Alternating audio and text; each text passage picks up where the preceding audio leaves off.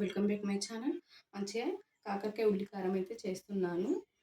Easy ప్రాసెస్లో చూపెడతాను చూడండి. చాలా అంటే చాలా టేస్టీగా ఉంటుంది. ఫస్ట్ అయితే కాకరకాయలను ఇలా మంచిగా క్లీన్ చేసుకోవాలి. పైన పొట్టంతా తీసేసుకొని క్లీన్ చేసుకొని ఉంచుకోవాలి.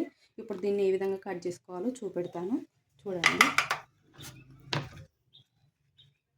మంచిగా ఇది ఒక్కొక్కటి తీసుకుందాం. ఒక్కొక్కటి తీసుకొని ఇలా కట్ చేసుకోవాలి.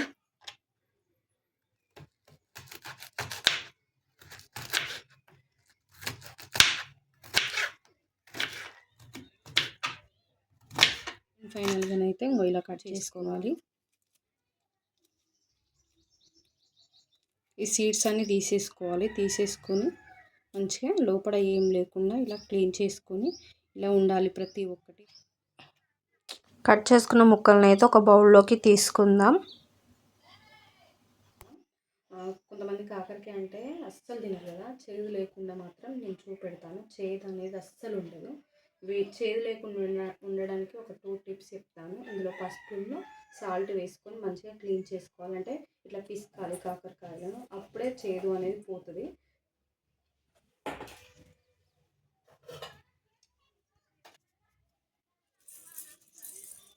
పసుపు ఉప్పు వేసుకున్న తర్వాత ఇలా కాకరకాయ ముక్కల్ని కలుపుతూ ఉండాలి. కాకరకాయలో ఉన్న పసరంతా బయటికి వచ్చే వరకు కలుపుతూ ఉండాలి. అప్పుడు పసరు అనేది బయటికి వచ్చి కాకరకాయ చేదు అనేది ఉండదు.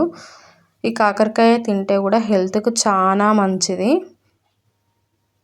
ముందుగా స్టవ్ ఆన్ చేసుకొని బ్యాండీ పెట్టుకొని 2 టేబుల్ స్పూన్ ఆయిల్ వేసుకొని ఆనియన్స్ వేసుకొని మంచిగా ఫ్రై చేసుకొని ఒక బౌల్లోకి తీసుకుందాం. ఇప్పుడు దీన్ని మిక్సీ పట్టుకోవడానికి ఒక మిక్సీ గిన్నెలో వేసుకుందాం.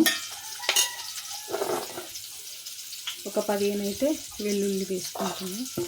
ఒక 4 టేబుల్ స్పూన్లు అయితే కారం వేసుకుని దీనికి తగ్గట్టు అయితే సాల్ట్ వేసి మిక్సీ పట్టుకున్న వెల్లుల్లి కారాన్ని ఒక బౌల్లోకి తీసుకుందాం. అలాగే నేను పసుపు ఉప్పు వేసి ఉంచిన కాకరకాయ ముక్కల్లోకి ఇదైతే ఈ ఉల్లి కారాన్ని పెడదాం.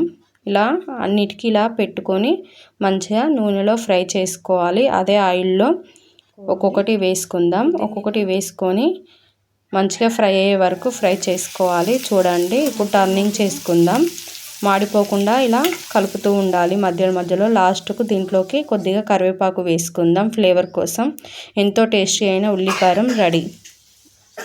దీని టేస్ట్ ఎట్లుందో తిని చెప్తాను చూడండి. కాకరకాయ ముక్క కూడా పర్ఫెక్ట్గా కుక్ అయింది. మీరు కూడా తప్పకుండా ట్రై చేయండి. అలాగే వీడియోకి ఒక లైక్ ఇవ్వండి. నా ఛానల్ సబ్స్క్రైబ్ చేయండి. మరికొన్ని వీడియోస్ కోసం కామెంట్ బాక్స్లో కామెంట్ చేయండి.